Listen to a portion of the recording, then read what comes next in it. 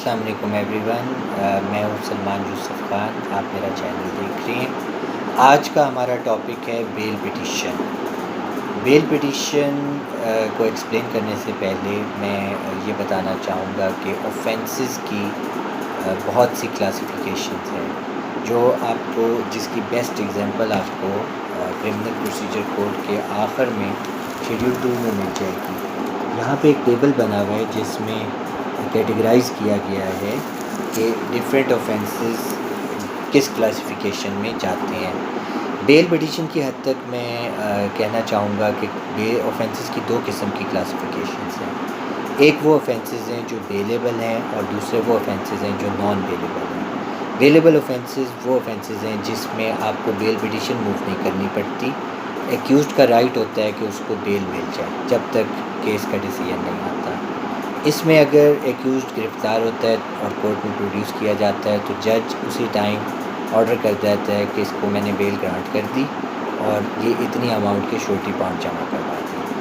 اور اگر وہ گرفتار نہیں بھی ہوتا اور اس کو پتہ چل جاتا ہے تو وہ کورٹ میں جا سکتا ہے، جج کو کہہ سکتا ہے کہ میں کیونکہ اس بیلیبل اوفینس میں نامینیٹڈ ہوں تو آپ مجھے بیل گرانٹ کر دیں، اور اس سے شورٹی بانڈ لیے جائیں گے اور اس کو بیل گرانٹ ہو جائے گی۔ جو دوسرے اوفینسز ہیں نان بیلیبل اوفینسز وہ اوفینسز ہیں جس میں کورٹ کی ڈسکریشن ہے کہ ایکیوزڈ کو بیل گرانٹ کرے کہ نہیں۔ ان کی فردر 2 قسم کی کلاسیفیکیشنز ہیں۔ ایک وہ اوفینسز جو پروہیبیٹری کلاز میں فال کرتے ہیں، اور ایک وہ اوفینسز جو پروہیبیٹری کلاز میں فال نہیں کرتے۔ پروہیبیٹری کلاز سیکشن 497 کلاز 1 ہے CRPC کی، کرمنل پروسیجر کوڈ کی۔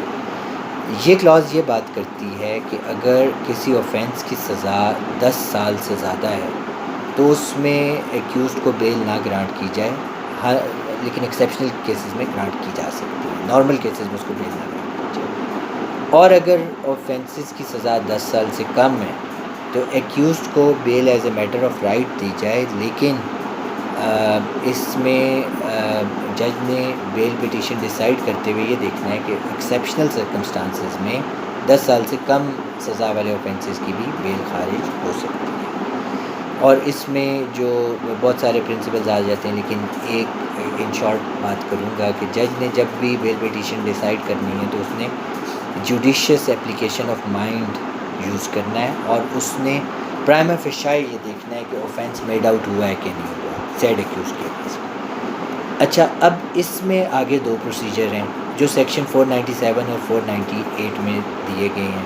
سیکشن 497 ڈیل کرتا ہے پوسٹ اریسٹ بیل کے ساتھ، جس کو ہم بیل آفٹر اریسٹ بھی کہتے ہیں۔ سیکشن 498 پری اریسٹ بیل کے ساتھ ڈیل کرتا ہے، جس کو ہم بیل بیفور اریسٹ بھی کہتے ہیں۔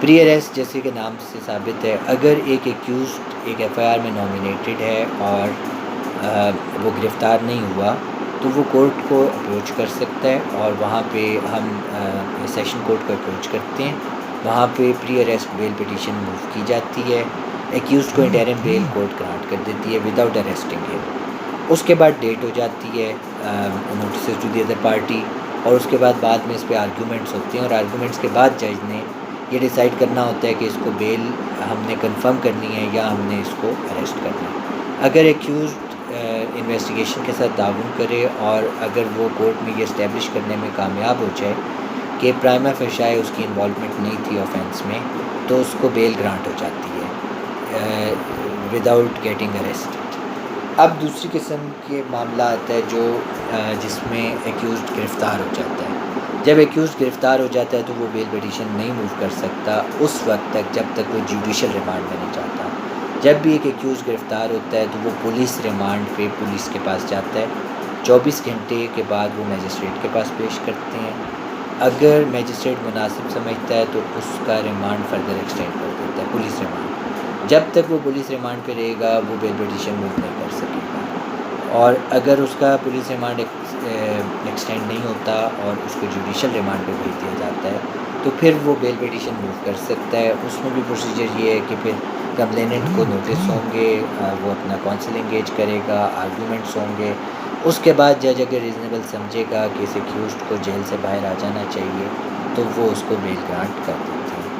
اگر آپ کا بیل سے ریلیٹڈ کوئی بھی آپ نے بات پوچھنی ہو، میرا سیل نمبر آپ کو کمنٹس میں مل جائے گا، آپ پوچھ سکتے ہیں۔ اگر آپ کو یہ ویڈیو پسند آئے تو لائک کیجیے اور سبسکرائب کیجیے۔ بہت شکریہ، جزاک اللہ۔